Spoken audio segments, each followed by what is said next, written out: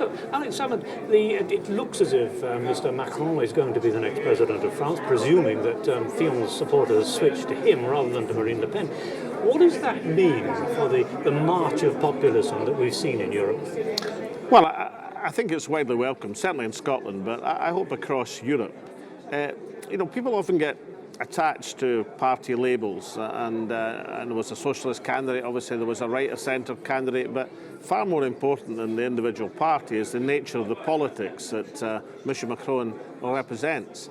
That being a liberal democracy perspective, prepared and supporting progressive forces, pro-European in its outlook.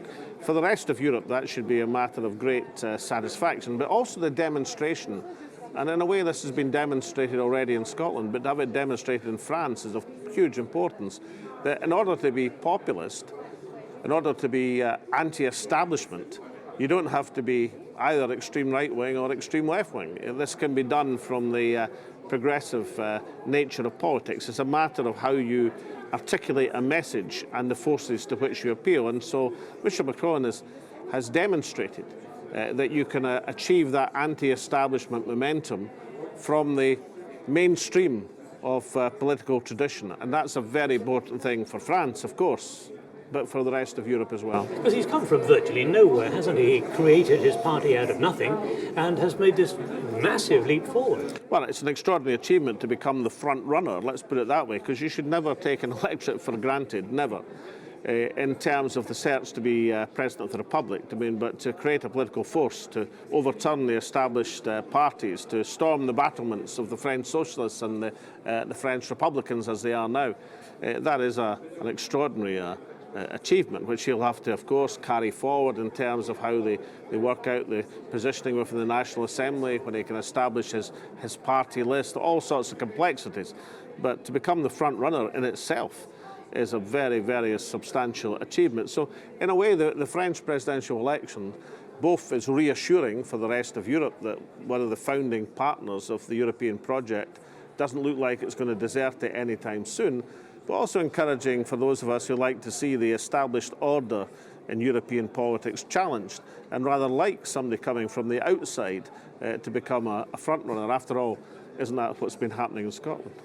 Well, here we are in the Council of Europe, the home of the European Court and Convention of Human Rights and Fundamental Freedoms. Mrs. May has talked about taking Britain out of the Convention as well, and she hasn't got that in the manifesto, but she has talked about it in the past. How worrying is that for you?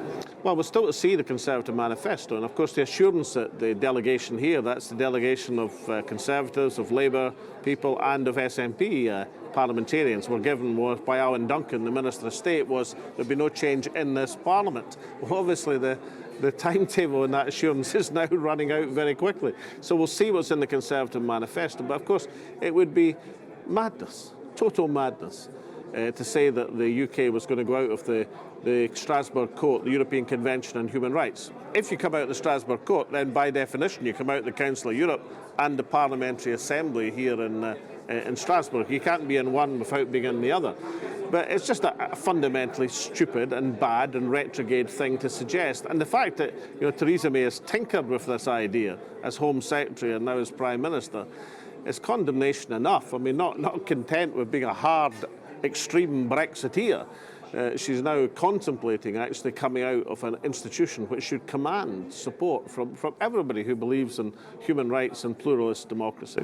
Just given what has happened here and with the parliamentarians here standing up for their standards, as it were, this morning, more or less forcing the President to stand aside, do you feel that there is a message in this and the victory of Mr. Macron for the SNP, for the people of Scotland, for the voters? Well, I think it's very encouraging, actually, for any parliamentary assembly to challenge its established order. The President of the Assembly made a very, very severe mistake in going unsupported, at least without the consent of the Assembly, to meet President Assad. I mean, that's something which quite clearly was not going to meet with approval from, and therefore for the Assembly to say, well, wait a minute, we're not having that. You're a representative, a key representative, you must act like it. Seems to be a very healthy thing, a very healthy development.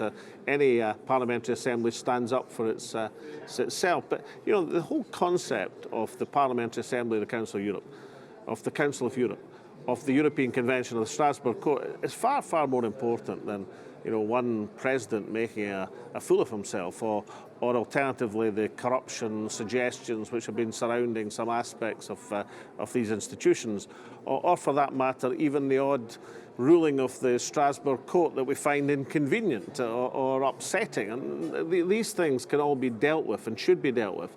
What's far, far more important is the principles of cooperation between 47 countries within and without the European Union.